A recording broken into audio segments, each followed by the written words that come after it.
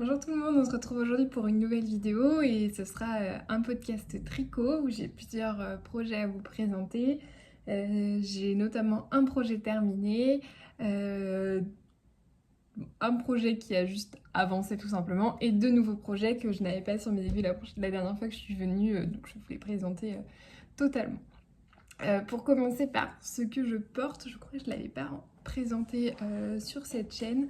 Il s'agit d'un Rokiti que j'ai réalisé, je crois, à la fin de l'hiver, au début du printemps, avec une laine de Lang. C'est les laines teintes à la main que proposait Lang, où il y a aussi de l'alpaga dedans, où il y a essentiellement de l'alpaga d'ailleurs même dedans. Et le mohair, c'était le mohair de chez La Droguerie, qui est pas le mohair le plus doux du monde, mais je trouve que ça fait très bien le taf. Enfin, à même la peau, ça va pour moi en tout cas. Je dirais presque que c'est l'alpaga qui me pique plus que le mohair personnellement. Donc voilà pour l'association. J'avais eu cet écheveau en cadeau et je ne savais pas trop quoi en faire pour le mettre en valeur autre que des chaussettes. Et d'un coup, je me suis souvenu que j'avais vu quasi la même couleur, en tout cas la même qualité chez Lysandre l'année dernière et qu'elle l'avait fait en Rokiti avec du orange. C'était très joli. Et sauf que moi, j'ai déjà un Rokiti, enfin, c'est ma deuxième version du Rokiti, j'en avais déjà fait un qui est rouge et orange dans ce genre de tonalité. J'avais pas envie que ce soit vraiment de la redite complètement. Du coup, j'ai regardé ce qu'il y avait comme couleur dans la laine. Donc il y a du orange, du violet et une sorte de rose rouge. Donc je l'ai associé à du mohair rose et ma foi, le résultat me plaît plutôt bien. Donc on va commencer par le projet terminé que j'ai à vous présenter. Et il est à l'envers, bravo. Et c'est le Poète Top de Sari Nordlund que j'avais déjà commencé lors de la précédente vidéo. Donc le voilà terminé. Hop. Alors ma modification principale par rapport au patron, c'est que l'arrière est tout en jersey. J'ai décidé de pas... Dans le modèle, normalement, en fait, le dos et le derrière sont totalement identiques avec la dentelle. Moi, j'ai décidé de réaliser la dentelle que sur l'avant et de me faciliter la vie sur l'arrière. Enfin, d'ailleurs, je pourrais aussi le porter dans l'autre sens et avoir la dentelle dans le dos, mais moi, je le porte toujours comme ça. Il est vraiment très très joli. Je pense que la couleur déjà fait tout. Hop. Et la couleur est, je dirais, assez chamarrée pour avoir cette petite touche supplémentaire qu'a le teint à la main, mais ne l'est pas trop pour empiéter sur le motif. Donc franchement, je suis contente de cette association patron-laine parce que il se complète plutôt bien. Donc le Poète Top, c'est un patron de Sari Nordlund qui commence donc, par un montage provisoire ici. Et ensuite, donc, vous faites le demi devant, vous arrêtez environ ici. Vous faites le demi dos de la même manière et ensuite vous reprenez en rond toute la totalité du top. Et à la fin, vous reprenez au niveau des bretelles pour réaliser un I-cord ici sur le montage provisoire et du jersey double pour les bretelles. Moi, ce que j'ai fait, donc j'avais qu'un écheveau, il me semble que c'était environ ce qu'elle préconisait dans son patron. Donc je me suis arrêtée, je sais pas, j'avais passé la... Voilà, j'avais déjà repris en rond, j'étais peut-être à ce niveau-là. Donc j'ai coupé mon fil, j'ai fait tout le haut, donc toutes ces histoires de bretelles, etc. Avant de reprendre pour être sûre voilà, d'avoir assez de laine une fois que ce serait terminé. Ouais, ici c'est assez bien expliqué, vous reprenez d'un sens, vous faites un I-cord, ensuite vous reprenez des mailles que vous avez laissées en attente, vous montez la bretelle, vous avez un I-cord non pardon, pas un I-cord, un grafting au sommet de la bretelle, parce qu'en fait vous faites les bretelles des deux côtés et vous les rejoignez au sommet. Donc voilà, au final ça fait plutôt propre je trouve. Et donc je vous disais que j'avais mis en suspens le corps à ce niveau-là, je l'ai repris. Et en fait la finition qu'elle propose c'est un ourlet. Donc en fait à un moment donné vous vous arrêtez dans le diagramme, vous faites, alors elle préconise un peu plus je crois, 2-3 cm de jersey, et la même chose qui revient vers l'intérieur pour le rabattre et le coudre. Moi je voyais que j'allais commencer à être un peu juste en laine, donc j'ai fait un ourlet assez petit, il doit faire 1 cm, 1 cm 5 maximum. Je suis tombée en rade de laine quand je faisais le rabat. Donc je me suis arrêtée, j'ai pris une autre laine parce qu'en fait, l'avantage c'est que ça allait pas se voir comme c'était la partie qui était vraiment rabattue à l'intérieur. Donc je me suis dit que si je changeais de laine, ça n'aurait pas trop d'incidence. Donc c'est ce que j'ai fait, j'ai trouvé une laine rose pour poursuivre mon rabat et qui m'a permis derrière de coudre entièrement ce petit ourlet. Et ça se voit pas à l'avant que j'ai pris une autre couleur, parce que j'ai pas non plus pris un rose flashy, hein, c'était un rose assez pâle, donc il n'y avait pas trop d'incidence. Et donc voilà. Je pense quand même que mon top est un peu plus court que celui qu'elle propose. Pourtant, j'ai respecté ce qu'elle... Enfin, c'est pas moi qui ai pris moins de laine, j'avais l'impression qu'elle disait qu'un écheveau ça passait. C'est pas grave. La longueur du top me va très bien. Si j'avais su, j'aurais peut-être arrêté un rang dessus pour pouvoir tout terminer avec la même laine. Mais encore une fois, c'est pas catastrophique parce que c'est un ourlet. Ça aurait été des côtes, ça aurait été un peu gênant et un peu moche. Mais là, c'est absolument pas gênant. Donc je suis plutôt contente de mon top qui est assez court, mais qui sur un jean taille haute est parfait en termes de longueur, je trouve. Donc voilà. Je crois que je vous ai dit que la laine était magnifique, mais je ne vous ai pas redit le nom de cette laine. C'est une laine du bruit des aiguilles qui s'appelle À travers le télescope. Et donc c'est un très beau bleu-gris avec des speckles vert émeraude et rose fluo. Et voilà. Je vais vous le passer pour vous le montrer. Donc voilà ce qu'il donne sur moi. Donc comme je disais, la hauteur est pas trop gênante, elle tombe pile sur un jean, donc voilà, il n'est pas trop court non plus. Et le dos bien en jersey du coup, que moi j'ai fait en jersey, et le devant. J'aime beaucoup ce type d'encolure. C'est pas trop échancré, c'est pas trop large sous les bras. Moi j'ai fait la taille numéro 2. C'était ce qu'il fallait, enfin, entre ce qu'elle préconisait comme aisance, etc. J'ai suivi ce qu'elle préconisait et pour le coup, je trouve qu'il taille parfaitement. Il est un peu lâche, mais enfin voilà, c'était fait pour et c'est joli comme ça, je trouve. Enfin, je pense qu'avec de l'aisance négative sur le top, c'est pas ouf. Enfin bref, moi c'est l'aisance qui me plaît en tout cas. Donc je suis contente de la taille que j'ai choisie et je suis contente de mon petit top. Donc bilan de ce petit top, j'en suis vraiment satisfaite. Je suis contente et du patron et de la laine. Moi je trouve qu'il était relativement bien expliqué. Il était en anglais. Je ne sais pas s'il était proposé en français, je crois pas. Je crois pas que ces patrons soient proposés en français, mais en tout cas moi je l'ai suivi en anglais et j'ai pas eu de difficulté particulière. Le diagramme de la dentelle est expliqué en diagramme. Merci Manon. Et alors la dentelle est un peu demandante dans le sens où vous devez avoir le nez sur votre grille. Enfin, en tout cas, moi j'étais incapable de retenir ce genre de dentelle. Il faut avoir le nez sur sa grille, suivre rang par rang, etc. Mais elle se fait... Enfin voilà, il n'y a pas de point ultra compliqué. Il y a des choses à faire sur les rangs endroits et les rangs envers parce qu'il y a des endroits où vous avez du point de riz. Donc en fait, il y a des choses à faire sur le rang droit et le rang envers. Mais rien de plus compliqué que des diminutions, des augmentations, des jetés et des mailles en droit, des mailles envers. Donc c'est pas une dentelle qui est ultra compliquée, mais c'est une dentelle où il faut quand même bien suivre son modèle. Et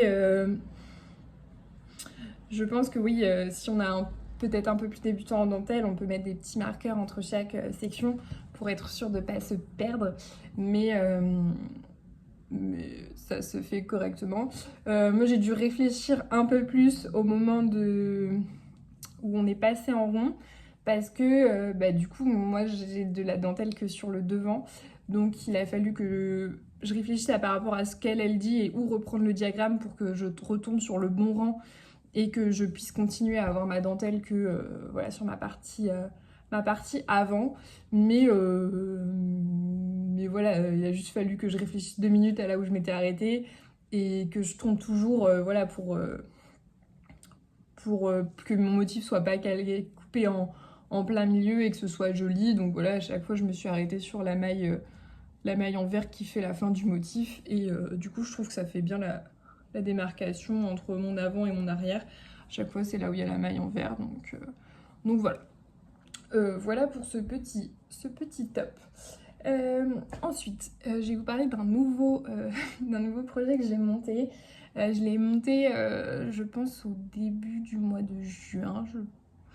Je l'ai monté juste après avoir terminé mon autre pull en jacquard, qui n'était pas du tout de saison, et ce pull n'est pas du tout de saison non plus.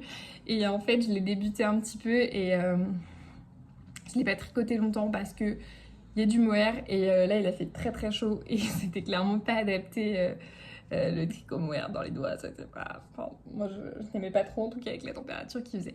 Donc ce projet il est tricoté en... Je vais présenter d'abord la laine. Alors en fait il y a quelques temps j'ai gagné un concours de chez Ars Natura, je crois que c'était à l'occasion de son anniversaire. Et j'avais gagné un bon d'achat de 30 € il me semble.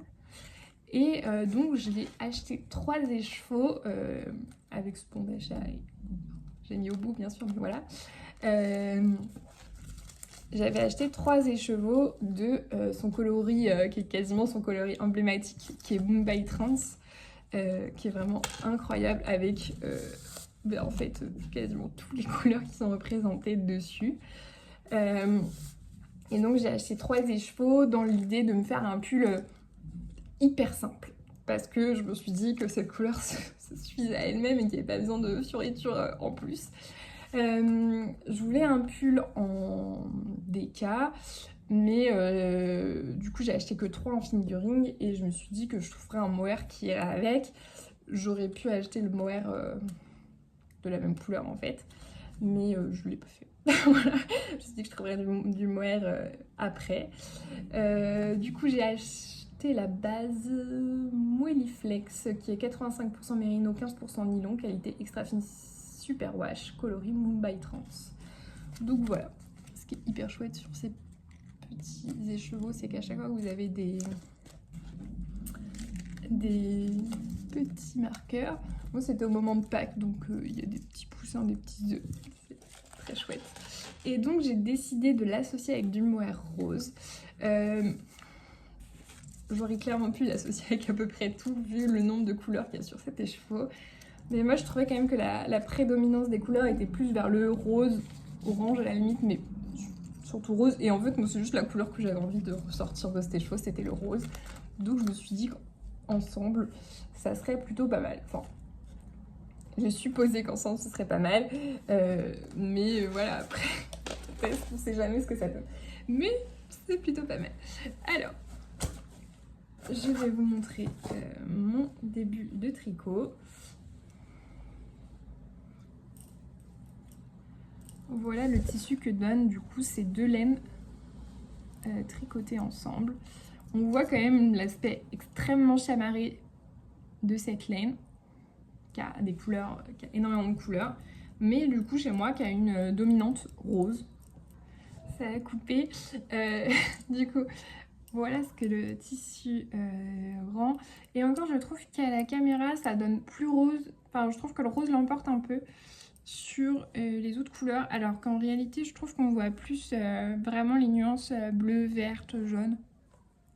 Voilà. Là c'est peut-être un peu mieux. Donc le pull que j'ai débuté, c'est le No Frill Sweater de Petite Knit parce que je voulais, comme je vous l'ai dit, un pull ultra simple. Pour moi, la laine se suffit à elle-même et il n'y avait pas besoin de dentelle, de torsade ou que sais-je. Donc voilà, pull extrêmement simple. Pour le moment, j'ai débuté le raglan. C'est un pull à raglan. Je l'ai débuté, je suis peut-être à la moitié du raglan environ. Mais il va vraiment être très chouette, ce pull. Avec vraiment cette laine incroyable. Donc moi je tricote... oh là là, je perds les mailles. Moi je tricote la taille numéro 2. C'est un pull qui a un petit peu d'aisance et qui fera, je crois, ouais, 15 cm d'aisance, peut-être quelque chose comme ça. Donc voilà, j'ai pas grand chose d'autre à vous dire de plus parce que c'est un pull extrêmement simple qui se commence juste au niveau du col avec un montage élastique. Vous faites des côtes et ensuite vous partez sur des raglans. Moi je le suis, je crois, en anglais parce que j'avais entendu dire que les patrons français de Petite Knit n'étaient pas toujours incroyables, donc je crois que je le suis en anglais. Voilà, là c'est la partie un peu difficile du pull parce que j'ai des raglans à faire, après ça va être full jersey et là voilà. Je kifferais juste regarder cette jolie laine passer sous mes aiguilles et c'est tout. Voilà ce que ça donne une fois bobiné. Vraiment on voit toutes les couleurs, c'est incroyable. Et en fait j'ai douté un peu une fois que je l'ai bobiné sur mon choix de rose, parce que je trouvais qu'une fois bobiné, le rose sortait pas autant que quand ils étaient en écheveau. Là, vraiment, 50 couleurs, mais pas énormément de rose. Et en fait, c'est quand même joli. Enfin, moi, j'aime bien que le rose ressorte comme ça, c'est vraiment joli. Et je pense que, d'après ce qui est demandé pour faire le patron, il me faudra peut-être 2 écheveaux et demi, quelque chose comme ça. Donc, je pense qu'il m'en restera suffisamment pour faire soit une chaussette, soit un jacquard avec, ou quelque chose, et où je le tricoterai tout seul, pour voir vraiment ce qu'il rend tout seul, sans l'associer à un mohair finalement. Donc voilà pour ce projet-là, qui était un peu mis en stand-by du fait de la température. Là, il fait un peu plus frais, et de le revoir sorti, ça donne plutôt envie de le reprendre, donc peut-être que je vais le reprendre ces prochains jours. Le prochain tricot que je vais vous montrer, je vous l'ai déjà présenté lors du précédent podcast. J'avais fait un mini début, il me semble. Il s'agit de mon châle Beautiful Day de Nadia Crétin-Méchel. Je crois que la dernière fois que je vous l'ai présenté, j'en étais par là, je crois que j'avais à peine fait la première section de mini bubbles comme ça. Et donc là, je suis désolée pour les aiguilles qui tapent, j'en suis bien plus loin. J'ai terminé toute la partie qui utilisait donc le premier coloris, et on termine ensuite par une... Je vais mettre le dessous pour que ça arrête de faire du bruit. Par une grande section de dentelle. La couleur ne correspond pas réellement à la vraie couleur, c'est embêtant. Mais donc voilà, on termine par une grande section de dentelle avec où on met beaucoup plus en valeur en fait cette couleur là. Donc pour vous reparler des couleurs, j'ai 2 écheveaux de Garance et compagnie. Donc celui-ci que j'ai terminé d'utiliser, qui était le coloris Délicatesse en base Marie de chez Garance et compagnie. Et mon deuxième écheveau, c'est celui-ci qui est le coloris crème de cassis. Pareil, même base, tout ça, mérino nylon. Voilà mon combo de départ. Celui-ci, finalement, on ne l'utilise pas tant que ça parce que là, je l'ai coupé et je ne l'utiliserai plus, et il m'en reste 40 grammes. Donc beau reste quand même pour un châle à 2 écheveaux. Je pense qu'il va pas être si grand que ça au final, puisque il m'en reste beaucoup. Et puis même là, je pense que bon, je suis à la moitié de la dentelle environ. Je pense qu'il va m'en rester pas mal quand même. Donc pour reprendre sur ce modèle, il se commence ici tout en haut, et ensuite vous partez en demi-lune en alternant des sections de points mousse et des sections avec ces toutes petites bubbles là. Et donc vous faites ça pendant 3 sections. Et ensuite vient cette dentelle avec des très très gros jetés. Enfin, en fait, le fait qu'on fasse beaucoup d'augmentation dans ces jetés fait qu'ils deviennent énormes. Et donc voilà, ça fait des vaguelettes. Et voilà, on voit les vaguelettes qui commencent à se former. C'est pas évident de le montrer parce que j'ai un tout petit câble et j'ai pas pris la peine de le changer parce que je suis à l'aise à tricoter comme ça. Mais du coup, c'est pas l'idéal pour le montrer. Bref, du coup voilà. Au total, on a 4 sections de cette dentelle, hein, donc 4 gros trous. Et après, vous faites je sais même pas comment ça se termine, peut-être en high cord, et c'est fini. Donc là, j'en suis environ à la moitié de ma dentelle, puisque j'ai quasiment terminé la deuxième section après le trou. Donc voilà, il sera bientôt terminé, je pense, ce châle-là. Je l'aime vraiment bien. Je cherchais vraiment quelque chose à assortir avec cette couleur, et je pense que ce coloris-là va plutôt bien et réveille plutôt bien l'ensemble. Donc plutôt contente, ouais, de l'association pour le coup de ces deux couleurs. J'espère que je vous le montrerai terminé lors du prochain podcast. C'est clairement l'objectif. Là, je tricotais majoritairement sur celui-ci ces derniers temps. Mais ouais, du coup, il devrait pas trop tarder à terminer. Depuis que j'ai terminé mon petit top, j'ai pas recommencé. D'habitude, quand je termine un projet, je me dis que j'ai le droit de commencer un autre projet. Là, je me suis dit, non, finis celui-là d'abord et après, tu verras si tu commences un autre projet. Du coup, j'ai hâte de finir celui-ci. mais bientôt. Je pense qu'après, je tease un peu, mais je pense que le prochain projet, ce sera une bralette. J'ai beaucoup aimé celle que Madeleine a tricotée de ligne tricot. Là, il y a peu.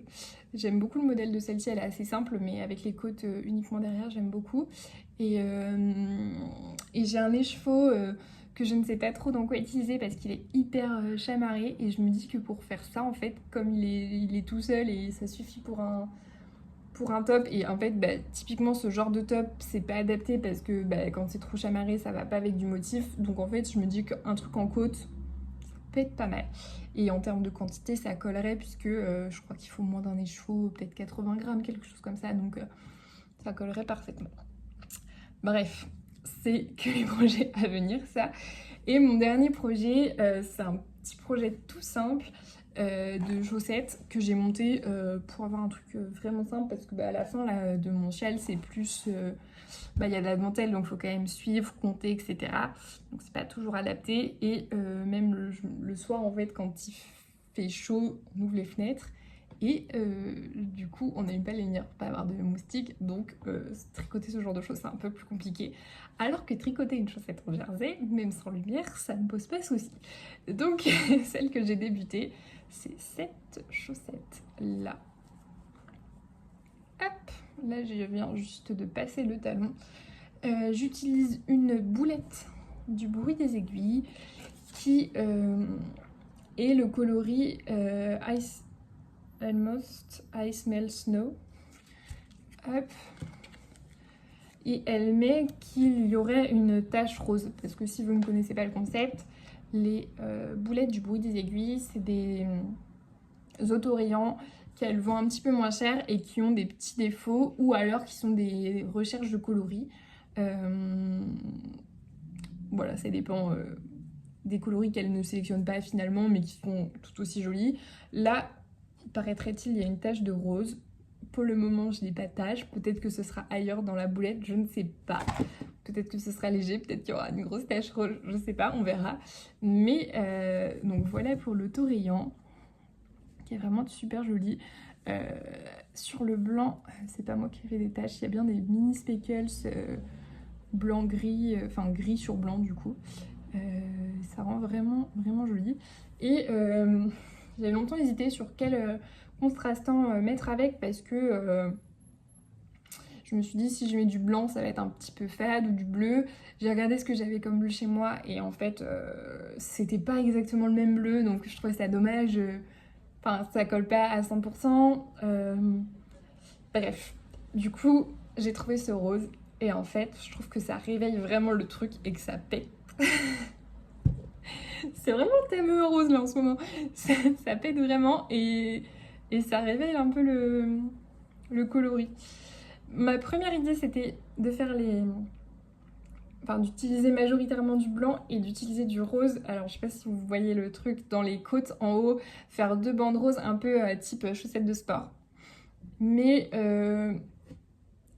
d'expérience plutôt, je sais que ces boulettes là, enfin le fait que ce soit du 50 grammes, en général ça fait déjà des chaussettes qui sont hautes si vous voulez tout l'utiliser évidemment.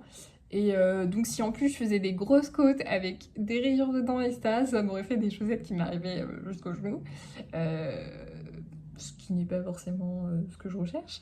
Du coup, je me suis contentée de le mettre complètement ici et là et aux côtes en haut et je pense que ce sera très joli. C'est les petites pelotes de chez Katia, les Katia Socks, je ne sais plus, j'ai plus la petite étiquette. Enfin bref, les petites pelotons de chez Katia qui font 25 grammes, qui sont des laines à chaussettes. Je peux vous assurer qu'entre la douceur incroyable de cette laine et celle-ci, on sent la différence. Celle-ci est vraiment très sèche et pas douce du tout. Je suppose qu'elle est très... Enfin, je l'ai déjà utilisée d'ailleurs pour faire pareil des talons et tout. Elle est solide, mais elle n'est pas douce. Et d'autant plus quand vous passez de ça à ça. Ça, c'est de la Mérinos 85-15, donc très douce. Et ben, voilà, on voit la différence là. Les oreilles. mais pour faire des talons et des pointes, ça fait très bien l'affaire. Donc voilà, je viens juste de passer le talon. Ça, c'est des chaussettes que je fais sans patron. Je fais un Turkish Caston ici. Je fais ma pointe. C'est en fait la solution que j'utilise quand j'ai 50 grammes et que je veux tout utiliser. Je le pèse au début. Je commence de la pointe et je vais m'arrêter sur la tige quand je serai arrivée à la moitié de ma pelote. Là, j'ai pesé au début, ça faisait 52 grammes. Et ben quand j'aurai utilisé 26 grammes, je vais m'arrêter, ou peut-être 25 pour me garder un chouï de sécurité. Et voilà, comme ça, elles feront la même taille. Donc, je disais, je fais ma pointe, je fais mon pied, un talon hors en raccourci et là je suis repartie sur ma tige.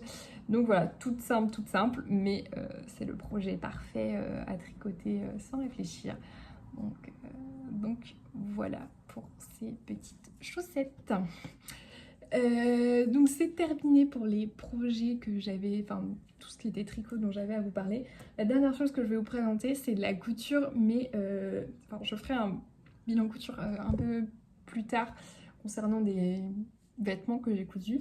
Mais là ça avait un petit lien avec le tricot puisque j'ai fait un petit sac à projet. Je vous montre des deux côtés, mais je suis pas très contente de moi. Sur cette petite étiquette, je trouve que ça rend pas aussi bien que ça aurait rendu dans ma tête. Donc bref, je le montre de ce côté-là. C'est le modèle de sac à projet de chez Atelier Berny, qui sont les sacs clap comme ça. J'ai utilisé un très beau tissu Tilda que j'avais trouvé à un salon à Nantes.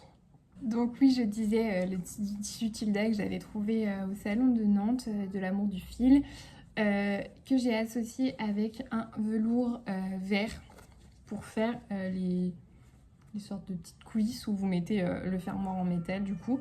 J'en avais déjà fait un qui est plus grand, vous voyez, celui à paillettes là il est plus grand parce qu'en fait quand j'avais acheté mes fermoirs, c'était un lot de 2 et les deux ne faisaient pas la même taille. Il y avait la plus grande taille, dans le patron d'Atelier Berny vous avez 3 tailles, je crois 20, 22 et 25 de taille de fermoir. Et donc le plus grand c'était un 25 et je crois que ça c'est un 22.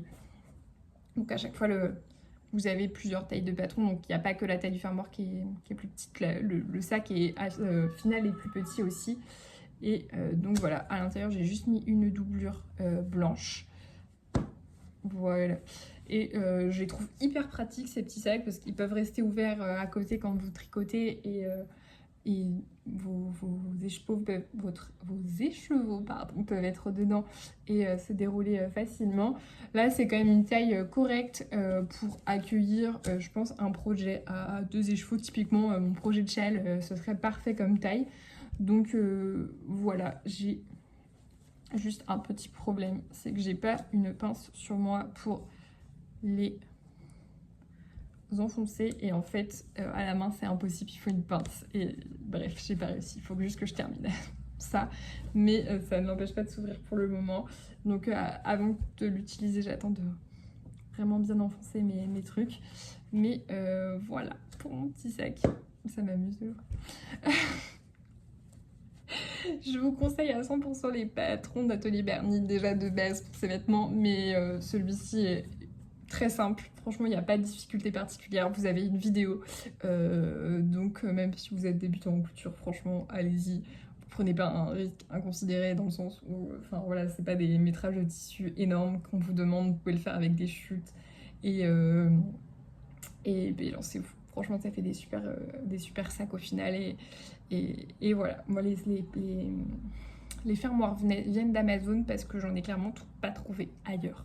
Enfin, si j'en aurais certainement trouvé sur des merceries en ligne aussi, mais je veux dire, j'en ai pas trouvé physiquement dans des mondiales tissus, dans des merceries ou dans des je ne sais quoi à côté de chez moi. Donc, ben, je les ai commandés, voilà.